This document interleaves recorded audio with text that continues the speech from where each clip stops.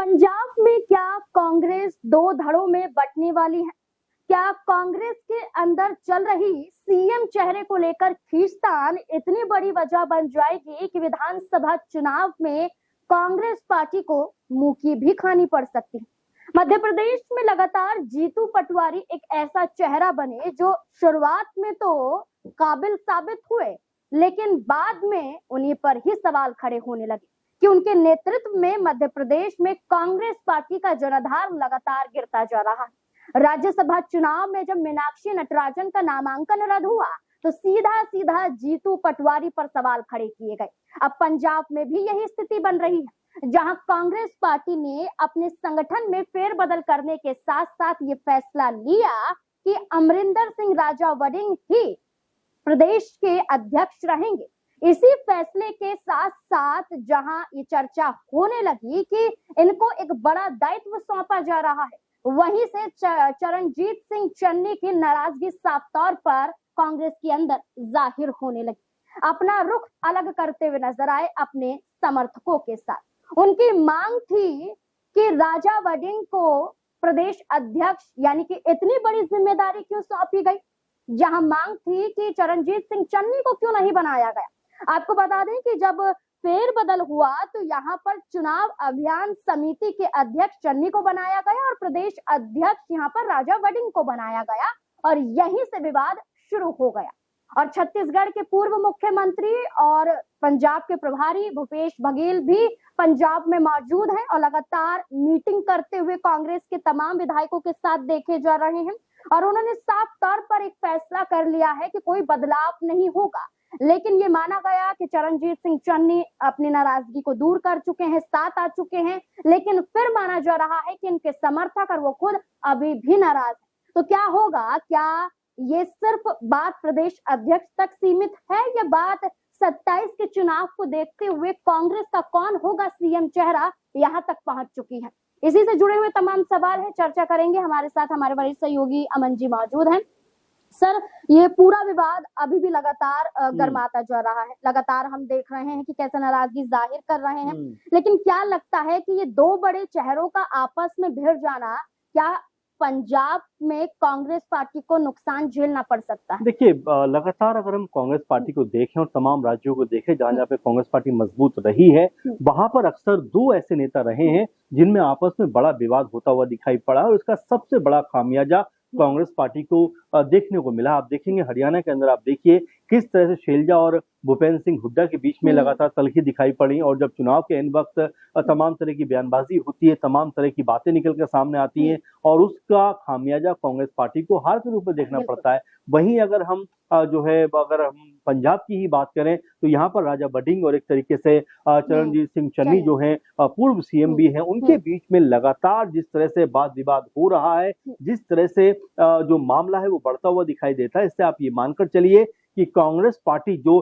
7-8 लगभग लोकसभा सीटें जीते हुए पंजाब के अंदर 13 में से, उसको यहाँ पर खामियाजा उठाना पड़ सकता है। क्योंकि कई रिपोर्ट में यहाँ तक कहा जा रहा है कि कांग्रेस पार्टी अगर यहाँ मेहनत करती है, यहाँ थोड़ा सा माहौल अपने पक्ष में बनाती है तो सरकार में भी आ सकती है। लेकिन जिस तरह से अभी से सीएम फेस को लेकर, अध्यक्ष बनाए जाने को लेकर, तमाम चीजों को लेकर आपस में ही नेताओं के बीच में होड़बाजी दिखाई पड़ती है, वो कम से कम ये बताती है कि कांग्रेस पार्टी चुनाव जीतने के लिए भले ही उत्सुक हो, लेकिन उनके जो नेता हैं आपस में टकराव करके पार्टी को एक तरीके से हरवाने का काम करते हैं। आपने देखा कि राजस्थान की अगर हम जिक्र कर लें तो वहां पर भी अशोक गहलोत, सचिन पायलट के बीच में किस तरह से आपस में जो है नाराजगी देखने को मिली, आपस में टकराव देखने को मिला और इसका भी खामियाजा कांग्रेस पार्टी को उठाना पड़ा। आप जरा मध्य प्रदेश में गौर करिए किस तरह कमलनाथ और ज्योतिरादित्य सिंधिया के बीच में तल्खियां देखने को मिली। हाल ये हुआ कि सिंधिया जो है बीजेपी में शामिल हो गए, तो कांग्रेस पार्टी अपने हाल के लिए कहीं ना कहीं खुद जिम्मेदार भी है कि उनके नेता जो है आपस में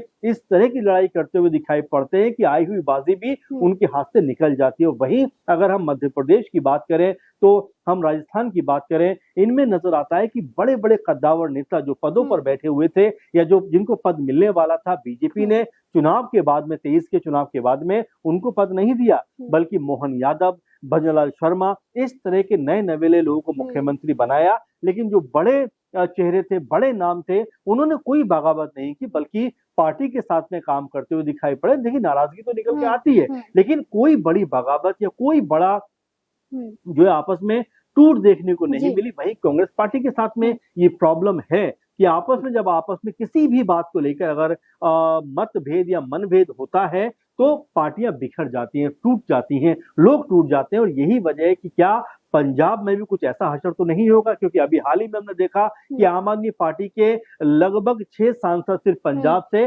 बीजेपी के अंदर जाकर शामिल हो गए। तो अगर आपस में तनातनी का माहौल रहेगा तो इसका खामियाजा कहीं कांग्रेस पार्टी को भुगतना ना पड़ जाए। अच्छा सर, ये बयानबाजी भी कहीं ना कहीं भारी पड़ सकती है। अब चरणजीत सिंह चन्नी मानने के लिए तैयार नहीं है, उनके समर्थक लगातार कह रहे हैं कि ये अन्याय हुआ है।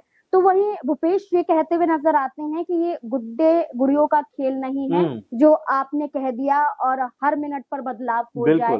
तो वहीं कांग्रेस के विधायक हैं राणा गुरजीत सिंह, वो ये कहते हैं कोई भी नेता हाईकमान से ऊपर नहीं हो सकता है। अगर ये बयान दे रहे हैं तो क्या नहीं लगता है कि चन्नी कांग्रेस से अलग होने का रास्ता अपना ले? वही बात मैं कहूंगा कि अगर आप अमरिंदर सिंह की बात करें, कैप्टन अमरिंदर सिंह की बात करें, 2021 तक वो पंजाब के मुख्यमंत्री थे, लेकिन वही अहम आपस में टकराव और वो पार्टी छोड़ देते हैं, अलग पार्टी बना लेते हैं। लेकिन क्या हशर होता आप देख रहे हैं, गुलाम नबी आजाद अलग पार्टी बना लेते हैं, क्या हशर होता आप देख रहे हैं। तो ये कह देना कि अलग हो जाएंगे, पार्टी बना लेंगे, आपके लिए कोई बहुत बड़ा कद लेकर सामने नहीं आएगा। साथ में अगर अपनी पार्टी छोड़कर आप दूसरे दलों में भी जाकर शामिल हो जाते हैं। अब अगर आप उदाहरण के तौर पर देखें तो राघव चड्ढा किस तरह जब आम आदमी पार्टी में थे तो कई मुद्दों पर खुलकर अपनी राय रखते हुए दिखाई पड़ते थे, मुखर होकर बोलते हुए नजर आते थे। लेकिन जब से बीजेपी के अंदर जाकर शामिल हुए, उनकी आवाज कहीं ना कहीं बंद होती हुई नजर आई है। तो जब तक आप अपनी पार्टी में रहते हैं, अपने लोगों के बीच रहते हैं, तो आपको एक आजादी होती है, आपका एक कद और रुतबा होता है। लेकिन जैसे दूसरे दलों में आप पहुंचते हैं, आपको तमाम चीजें साबित करनी होती है, तमाम चीजें तय करनी होती हैं, और जो पहले से वहां पर धुरंधर लोग मौजूद हैं वो इतनी जल्दी आपको ऊपर उठने नहीं देंगे। और ये बात अमूमन हम देखेंगे, चाहे कांग्रेस पार्टी से निकले हुए लोग हो, आम आदमी पार्टी से निकले हुए लोग हो, जो बीजेपी या तमाम दलों में शामिल हुए, उनको वो पहचान और वो नाम नहीं मिला जो उनकी पुरानी पार्टियों में मिला करता था। यही वजह है कि यहाँ पर चाहे चन्नी हो, चाहे राजा बडिंग हो, अगर आपस में इस तरह से लड़ाई लड़ते हुए दिखाई पड़ेंगे, आपस में तकरार करते हुए नजर आएंगे, तो इनकी लड़ाई का फायदा जो है वो किसी और को होता हुआ दिखाई पड़ेगा। बिल्कुल, नवजोत सिंह सिद्धू की बात करें, यहाँ वो भी एक ऐसा ही अपना कदम उठाते हुए नजर आए। कांग्रेस के अंदर ये खामी जरूर है, आप राज्य कोई सा भी ले लीजिए, लेकिन आपसे तालमेल नजर नहीं आता है। आप गठबंधन धर्म को तो छोड़िए, पार्टी धर्म भी नहीं निभा पाते हैं। इसी के अंदर ही नाराजगी इतनी पनप जाती है कि गुट बट जाते हैं। जैसा कि सर ने कहा कि हरियाणा में तो पहले से ही 2 गुट देखे जाते हैं, सैलजा गुट और हुड्डा गुट। वहीं मध्य प्रदेश में भी हमने देखा, वहीं राजस्थान में भी हमने देखा। तो ये चर्चा होती रहेगी जब तक कांग्रेस आलाकमान कोई बड़ा फैसला नहीं कर लेते या एक विश्वास नहीं उजागर कर लेते। अब देखना होगा कि भूपेश बघेल की मुलाकात चरणजीत सिंह चन्नी से अकेले होगी, कोई और उनके साथ नहीं होगा। इस मुलाकात के बाद क्या नाराजगी दूर हो जाएगी या फिर बगावत करने पर उतरते हुए जो चन्नी नजर आ रहे हैं ये कदम उठाने के लिए मजबूर हो जाएंगे? आपको क्या लगता है? आप अपनी राय कमेंट सेक्शन में जरूर दें। धन्यवाद।